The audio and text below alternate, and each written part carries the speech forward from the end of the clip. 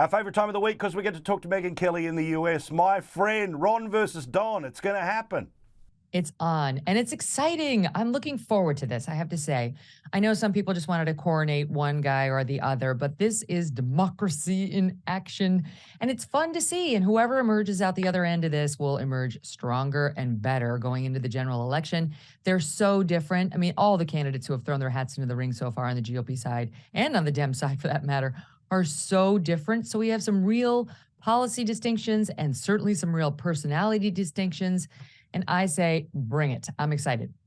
Now, the way this fight happens is that obviously we know how Trump's going to play DeSantis. I reckon he's just a foreshadow of a line here. This is a guy who can't beat Mickey Mouse. How's he ever going to beat China? You know how that's going to work. But DeSantis has to take on Trump. But if he takes on Trump, and for whatever reason Trump is taken off the field, millions of people who DeSantis would need to get to the presidency could just completely walk away. He has no choice but to take on Trump. His strategy thus far has been to not lay a glove on Trump, try to avoid Trump, and try to win over Trump's voters. Guess what that's gotten him? It's gotten him Donald Trump 61% in the latest poll and Ron DeSantis 16, the reverse of those two numbers.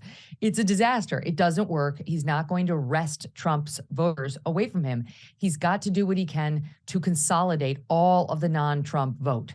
And that can mean embracing the Trump MAGA message, but not the messenger. You know, he can telegraph, we're done with Trump. We need to move past Trump, and then start saying all the agenda items that he would push, which most Republicans like.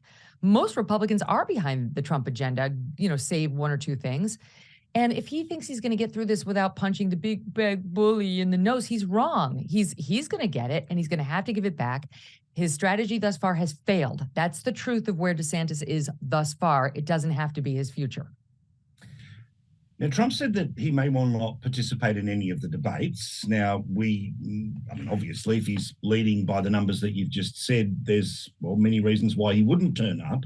DeSantis will need those debates, but also DeSantis is going to need to put himself through the real test of taking questions from people like you. Now, that can be at a debate like we've seen in the past, or he could just have the balls to turn up for an interview. And he's been rather shy in talking to our dear friend, hasn't he? Yeah, he really has. I think eventually he'll do it, but I think he accurately deduces that I could hurt him.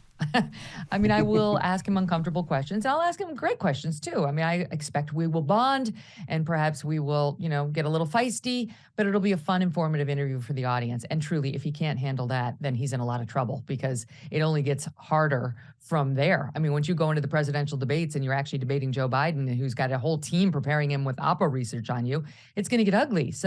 He's wrong to avoid tough spaces. It's not doing him any favors. And who's my audience? My audience is mostly center-right, some center-left, but mostly center-right voters, a lot of women, all the people he needs to support him. So he avoids me at his peril. Certainly also your audience is all about free thinkers. It's about people who may well not be registered independents, but these are people who aren't rusted into the machine. So you want to reach out to as many people as possible. So Ron, chat to Megyn Kelly. Yes. But also, we know that the media is taking out insurance in case it is DeSantis, not Trump. DeSantis, of course, is, according to the lefties, a man who's taking on LGBT, all of this stuff. But there's a curious new tactic which you talked about on your show today in the States, which is they're going after his wife. Now, I'm sure she's not perfect, but they're really going her as if somehow she's some sort of evil puppet master of the wooden boy called Ron. Mm-hmm. Oh, yeah, they're talking about them like they're both a pair of supervillains. They call them the DeSanti. Two of them together. And of course, any problems that he has, she softens all of his many terrible things, is how the Politico article goes. But really, she's the cause of all of his problems too. She is both the cause of and the solutions to all of his problems. And they absolutely villainize this woman. Now, Paul, when you see a picture of this family, they look like the Kennedys Part 2. It looks like another Camelot.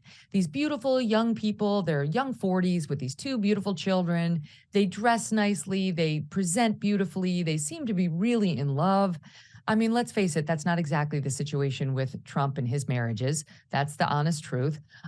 He's got other attributes, I get it. But when it comes to loving family, the DeSantis, I seem to have it all. So what do? She's got to be a B word, you know? She's got to be the worst. She's evil. She's one of those controlling nightmares behind the scenes, pulling the strings, having staff fired. And if you really drill down on the article, what are they complaining about?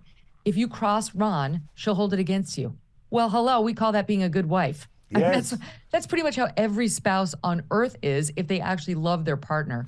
So good luck, but you can see the writing's on the wall for where they're going to go. It shows they think he actually could be a threat.